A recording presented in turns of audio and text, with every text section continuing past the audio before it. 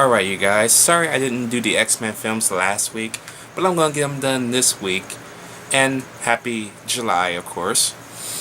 And so now we're going to review the first X-Men, and the first X-Men basically revolves around both Wolverine and Rogue, okay? Now, of course, there's always the little subplot with Magneto and the humans, and now there's a war coming between humans and the mutants, okay? But Magneto wants either or both Wolverine and Rogue, so he sends Sabretooth and basically just Sabretooth after him, and then of course they are saved by Cyclops and Storm, taken back to Xavier's School of Gifted Youngsters, and that's where Professor X informs Wolverine that Magneto is searching for both of him at the time, because they think he wants him for something. But on the other hand, he actually wants Rogue so he can power his new machine that can basically turn somebody, like a regular person, into a mutant. But he doesn't know the machine can kill, so he kidnaps Senator Kelly as a test subject for his machine, of course. But Senator Kelly later dies because of the mutation that he can't sustain it, he can't handle it. So, yeah, that's basically the plot. Either they all gotta save Rogue from becoming Magneto, basically, because from what I got from the story, he's using her to power the machine, but it sounds like he's gonna transfer his body or his mind or something into her body, which is why she had the silver hair come down in the end. But yeah.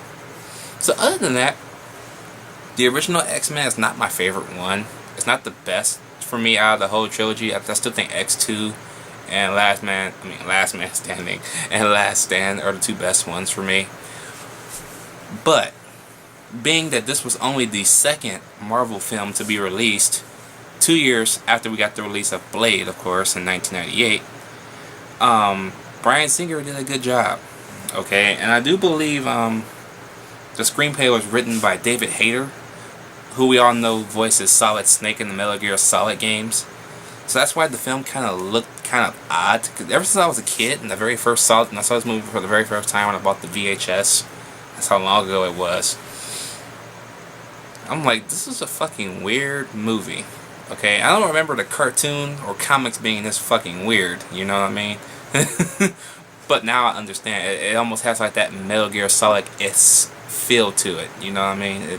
Because David Hayter, he has his hands in it too. Now for the acting is pretty good, okay? Excuse me. Hugh Jackman. Hugh Jackman just came off Kate and Leopold. Yeah, I think we all know that movie. It's crap. So it was kind of weird to see him as a Wolverine character in an X-Men movie, but he pulls it off. He's fucking awesome.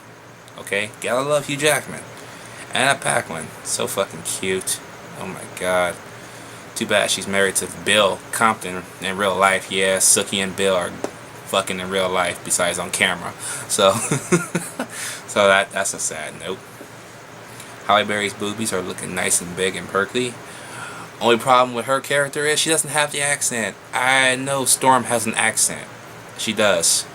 I think it's South African accent, and Halle Berry doesn't have one. Why? Toad. Toad is played by Dark Maul, Ray Park. That's right. The dude who had the dual lightsabers in episode 1 is now playing Toad in this movie. Which also makes me wonder, what happened to Toad in the rest of this movie franchise? Him and Sabretooth only appeared in this first movie. That was it. They were gone. They was like, fuck you. Okay? I'm like, what happened to them? And of course, this is, even though this is the first film, I now,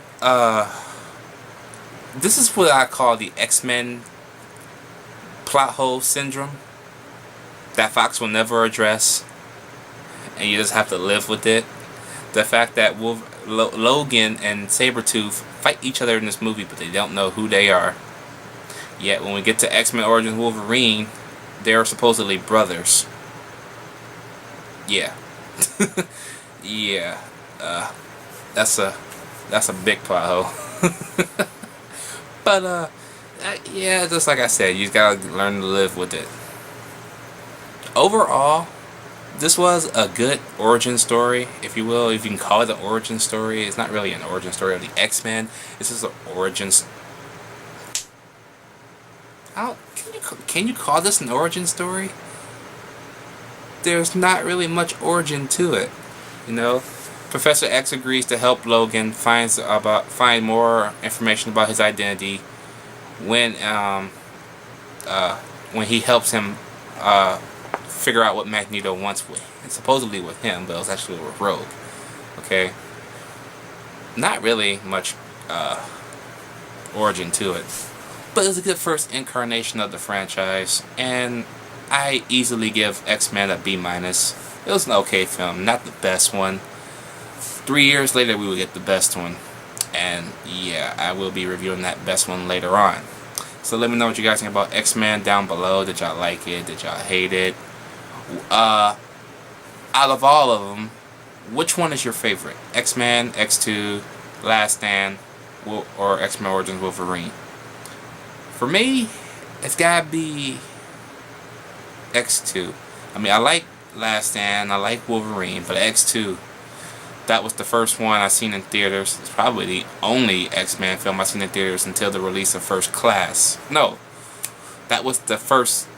I did see Last Stand in theaters as well. The X-Men, the Last Stand. I did see. So I seen 2 and 3 in theaters, and then the prequel.